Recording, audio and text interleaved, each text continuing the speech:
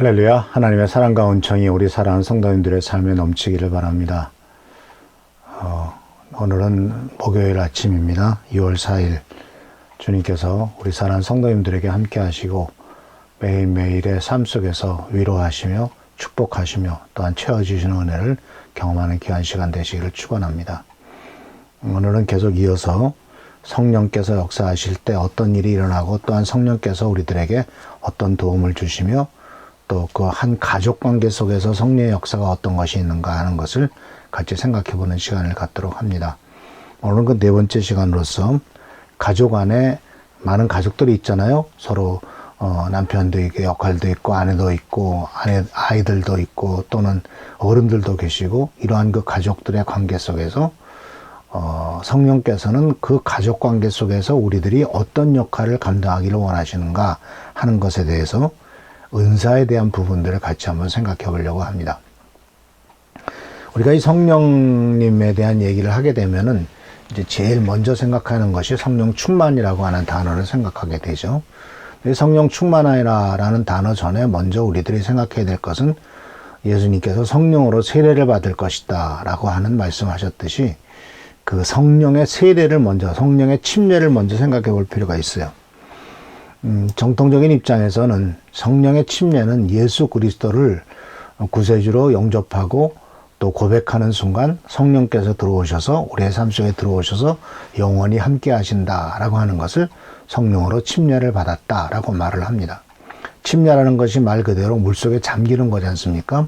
그러니까 우리가 성령님에게 잠기고 성령님께서 내 속에 들어오시고 이런 것을 바로 성령의 침례라고 말씀하는데 이것은 바로 구원과 관련돼 있죠. 그 다음에 중요한 것이 성령의 은사입니다.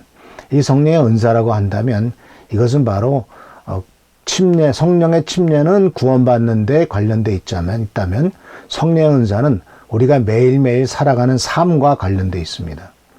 바로 우리들에게 주어진 하나님의 놀라운 어떤 그 재능, 그리고 또 주님께서 우리들에게 주신 다양한 재주 또는 어떤 선물, 삶에 필요한 기능들, 또 특별히 신비한 기능들, 이런 것들이 필요할 때가 바로 이 성령의 은사가 역사하실 때죠.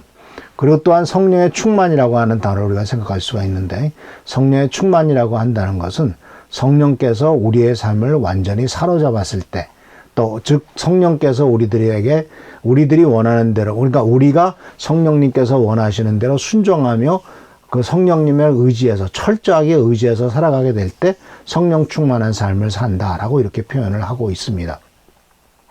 근데 성령 충만함이라는 것은 그러니까 이 충만하다 또는 또 덜 충만하다 이렇게 또 볼 수 있겠죠. 근데 마치 여러 번 설명을 들었습니다만은 겨울에는 나무들이 있잖아요. 나무가 동시에 모든 물이 다 빠져나가죠. 만약 그 안에 물이 차 있으면은 어떻게 됩니까? 얼어 죽습니다. 그것이 나무 속에는 물이 얼으니까. 근데 봄이 되면은 뿌리가 이제 물을 쫙 빨아들이면은 이 나무 속에 물이 이제 수액이 가득 차잖아요. 그래서 고로쇠 나무 같은 것은 그 수액 올라오는 것을 잘라가지고 받아내는 거 고로쇠 액이라고 그러죠. 그래서 그 수액이 쭉 나무 위로 올라가면 어떤 일이 생깁니까? 이제 말랐던 나무가 이제 잎사귀가 나고 어떤 꽃이 먼저 피고 이렇게 되는 상황을 바로 충만한 상황이다 또는 충분한 상황이다라고 이렇게 설명을 할 수가 있습니다. 그러니까 성령의 충만함은 열매를 맺기 위해서는 꼭 필요하죠. 그리고 지속적인 그 성장을 위해서도 성령의 충만함은 꼭 필요합니다. 근데 하나하나 어떤 사건, 어떤 일들을 위해서는 성령의 은사가 필요하죠. 그래서 오늘 같이 생각해 보려고 하는 것은 성령의 은사입니다. 오늘 말씀은 고린도전서 12장 8절에서 9절까지 나오는 말씀인데 이 말씀은 우리가 잘 알다시피 성령의 9가지 열매, 9가지 은사에 대해서 말씀하고 있죠. 어떤 사람에게는 성령을 통하여 지혜의 말씀을 주시고 어떤 사람에게는 같은 성령을 따라 지식의 말씀을 주십니다. 어떤 사람에게는 같은 성령으로 믿음을 주시고 또 어떤 사람에게는 같은 성령으로 병 고치는 은사를 주십니다. 어떤 사람에게는 기적을 행하는 능력을 주시고 어떤 사람에게는 예언하는 능력을 주시고 어떤 사람에게는 영을 분별하는 능력을 주십니다. 어떤 사람에게는 여러 가지 방언을 말하는 은사를 주시고 어떤 사람에게는 그 방언을 통역하는 은사를 주십니다. 우리나라 번역에서는 이렇게 능력이란 단어도 썼고 은사란 단어도 썼고 이 모두가 다 사실은 영어 성경에는 기프트라는 단어로 선물이라고 하는 뜻으로 되어 있습니다. 근데 이 모든 것들이 바로 고린도전서 12장 8절에서부터 10절 그리고 그 9가지 은사를 주신 이유에 대해서 12절부터 14절까지 이렇게 말합니다. 몸은 하나지만 많은 지체가 있고 몸의 지체는 많지만 그들이 모두 한 몸이듯이 그리스도도 그러합니다. 우리는 유다 사람이든 그리스 사람이든 종이든 자유자든 자유인이든 모두 한 성령으로 침례를 받아서 한 몸이 되었고 또 모두 한 성령을 마시게 되었습니다. 몸은 하나의 지체로 되어 있는 것이 아니라 여러 지체로 되어 있습니다. 자, 사람 몸은 손도 있고 발도 있고 귀도 있고 코도 있고 그렇죠, 입도 있고 많은 다양한 지체가 있지 않습니까? 그리고 각 지체는 다 자기가 맡은 일들을 잘 합니다. 그리고 그 모든 것들은 머리에서 통제해가지고 전혀 부족함이 없이 하죠. 그리고 머리에 통제하는 것도 자율신경이라고 해서 그냥 우리가 느끼지 않아도 자연스럽게 행하는 것, 심장이 뛴다든지 숨을 쉰다든지 이런 것들은 그냥 자율신경으로 움직이지 않습니까? 그렇지만 이제 우리가 의지하는 것, 예를 들면 머리가 손을 들어라 라고 의지했을 거, 명령했을 때 또 이렇게 순종하는 것, 이런 또 신경도 있지 않습니까? 그러니까 이렇게 이 모든 것이 다 다양한 속에서도 하나가 일치되는 것을 이제 바로 성령의 9가지 은사에 대해서도 많은 지체 중에 하나다라고 이렇게 표현하고 있는 것이죠. 그러니까 이 성령의 은사에 대해서 한번 생각해 보면 은사라고 하는 단어는요, 원래 무슨 뜻이냐면은 다른 사람을 위한 하나님께서 주신 선물이라는 겁니다. 고린도전서 12장에서도 말하고 있는 것처럼 바로 하나님께서 우리들에게 이것을 주셨는데 주신 이유가 바로 뭐냐면은 나 자신을 위해서가 아니라 다른 사람을 섬기기 위해서 주신 하나의 하나님의 능력이다라는 겁니다. 그러니까 지혜의 말씀도 다른 사람을 위해서 섬기기 위해서 주신 것이고 또 바로 병 고치는 은사도 마찬가지고 기적을 행하는 은사도 마찬가지고 이 모든 은사들의 공통적인 특징이 바로 뭐냐면 나 자신을 위한 것이 아니라 하나님께서 이 하나님의 교회라고 하는 큰 그 한 몸 안에 지체로서 두게 하셔서 서로 섬기게 하셨다라는 것을 주께서 오늘 우리들에게 가르쳐 주세요.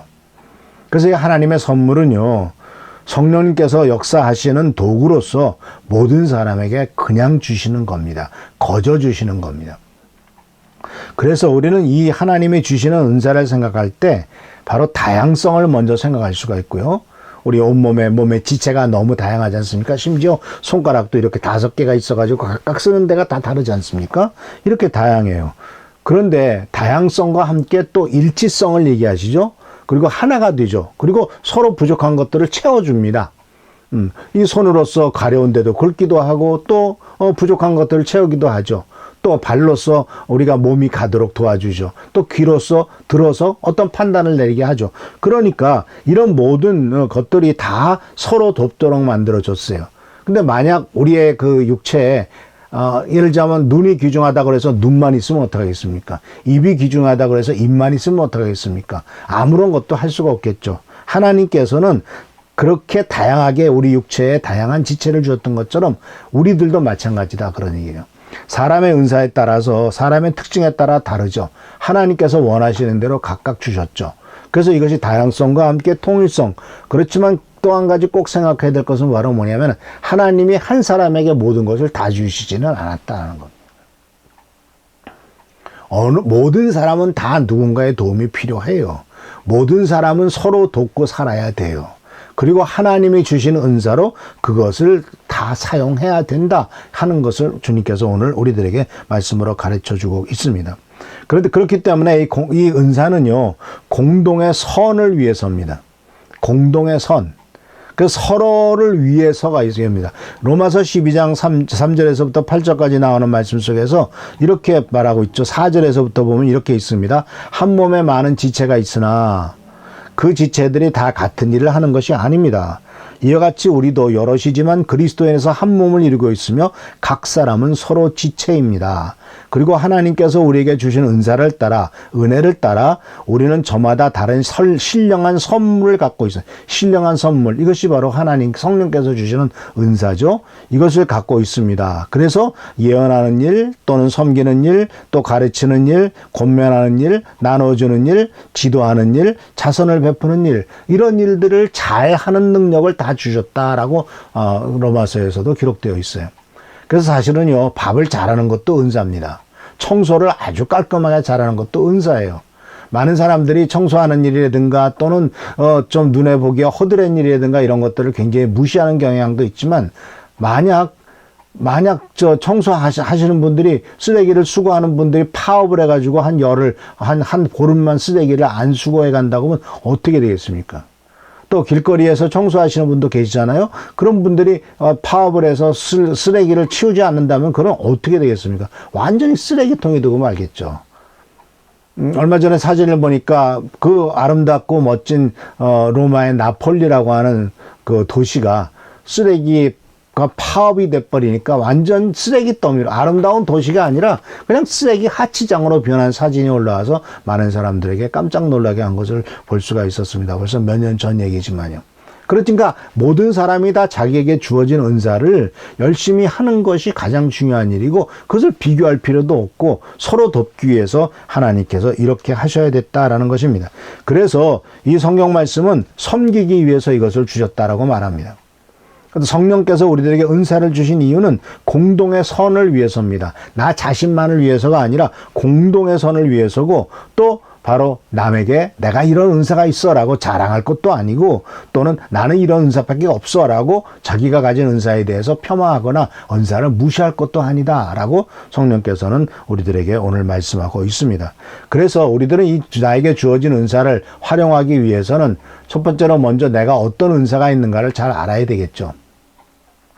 누구에게나 다 은사가 있습니다. 심지어 그 세상에서도 그런 얘기가 있잖아요. 잠만 매일 잘 자는 사람이 있더라는 거예요. 이 잠만 잘 자는 사람이 무슨 은사가 있습니까? 그랬더니 이 사람에 대한 소문을 듣고 침대 회사에서 이 사람을 고용해가지고 항상 침대 위에서 잠만 자게 했답니다. 그러면서 그걸 찍었다는 거예요. 이 침대는 이렇게 편하다. 언제든지 눕기만 하면 잠만 잔다. 재밌죠? 그러니까 사람들에게 주어진 다양한 은사는 다 활용될 수 있고, 그 은사를 통해서 하나님께서는 우리들이 다른 사람을 돕도록 하셨고, 동시에 우리들이 매일매일 살아가는 데 있어서 그런 또 하나의 직업적인 분야로 또한 주시기도 했다라는 사실입니다. 그런데 문제는 뭐냐면은 우리들이 다양한 은사를 다 활용해서 같이 해야 되는데, 마치 축구장에서 뛰는 선수들 22명은 아주 정신없이 뛰는데 나머지 수만 명의 관중들은 스탠드에 앉아가지고 계속 소리만 지르고 있는 거랑 다름없다라는 것이 우리의 현재의 문제점이다라는 것입니다. 우리는 구경꾼이 아닙니다. 서로 돕기 위해서 운동장에서 뛰는 거고요. 사실 구경하시는 분은 하나님이시고, 하나님께서 우리들에게 힘을 주시고 능력을 주시지 않습니까? 그래서 우리들은 다른 사람의 필요를 나에게 주어진 은사를 가지고 채우는 것이 굉장히 중요한 일입니다. 아주 사소한 일도 중요한 일입니다. 청소해 주는 것도 중요한 일입니다. 밥 한 끼 잘 차려주는 것도 중요한 일입니다. 그리고 가서 위로해 주는 것도 중요한 일이고, 옆에 가서 손잡고 아무 말도 안 하고 1시간씩 앉아 있어 주는 것만 해도 굉장한 큰 은사입니다. 또 남의 얘기 들어주는 건 뭐 말할 것도 없고요. 그런데 이런 일에 대해서 마태복음 10장 8절에서는 이렇게 예수님께서 제자들에게 명령하셨죠. 환자들을 고쳐주어라. 죽은 사람을 일으켜 세워라. 문둥병자를 깨끗하게 해라. 귀신을 내쫓아라. 그리고 너희가 거저 받았으니 거저 주어라. 우리들에게 하나님께서 이런 은사를 공짜로 주셨다고 합니다. 병 고치는 은사, 죽은 사람을 일으켜 세우는 은사, 육체적으로 죽은 사람도 일으키고, 또는 영적으로 죽은 사람도 일으키고, 실망과 좌절에 빠져서 자살할 거야, 난 죽고 말 거야, 이렇게 생각하는 사람도 일으키고, 그리고 또 문둥병자를 깨끗하게 하고, 귀신을 내쫓고, 이런 것들이 다 하나님이 우리에게 주신 은사인데, 그것을 어떻게 하라고요? 네가 다 공짜로 받은 거 아니야. 그러니까 그것 했다고 자랑하지도 말고 그것 없다고 또 속 의기소침해하지도 말고 너에게 주어진 대로 그것을 가지고 다른 사람을 섬길 때 하나님께서 놀라운 축복과 은혜로서 역사하신다라고 우리들에게 말씀하고 계십니다. 말씀을 정리합니다. 사랑하는 성도 여러분, 우리는 그렇기 때문에 감사함으로 다른 사람을 섬겨야 되고 동시에 감사함으로 다른 사람의 섬김을 받아들여야 됩니다. 많은 사람들이요, 다른 사람을 기꺼이 섬기는 일에는 참 별로 거리끼지 않아요. 근데 섬김을 받으려고 할 때는 조금은 내가 왜 이런 섬김을 받아야 되지? 라고 하는 어떤 거리낌이 있는 것 같아요. 그러나 주님께서는 섬김을 주라고 말하기도 하고 또한 너희가 섬김을 받으라고 말하고 있습니다. 왜냐하면 우리들 자신들도 누구나 다 다른 사람의 섬김이 필요합니다. 어렸을 때는 부모님의 도움이 필요했고 나이 들면은 늙으면은 자식들의 도움도 필요합니다. 섬김이 필요해요. 그리고 내가 부족한 은사는 다른 사람의 선사를 통해서 섬김을 받는 것을 기꺼이 감사함으로 받아들이고 또 우리들도 내 은사를 가지고 다른 사람을 감사하게 섬길 때 하나님께서 우리 교회를 하나가 되게 만들고 우리 모두를 다 하나가 되게 만들지 않습니까? 그래서 다른 사람과의 은사를 비교하지 마십시오. 우리들은 각자 고유에게 주신 것이 있고 내가 잘하는 것 하면 되는 겁니다. 나에게는 노래 잘 부르는 은사가 없는데 내가 자꾸 노래 부른다고 한다면 다른 사람을 괴롭히는 거 아니겠습니까? 나에게 청소 잘하는 은사가 있다면 그건 열심히 하시면 돼요. 그리고 또 다른 사람이 잘하는 것 또 그것을 기쁘게 받아들이면 되는 거고요. 그래서 우리는 모두가 다 이렇게 서로 각자가 하는 일들을 서로 합침으로써 하나의 아름다운, 그래서 한 지체들이 모여서 한 몸을 이룬다고 말하고 있지 않습니까?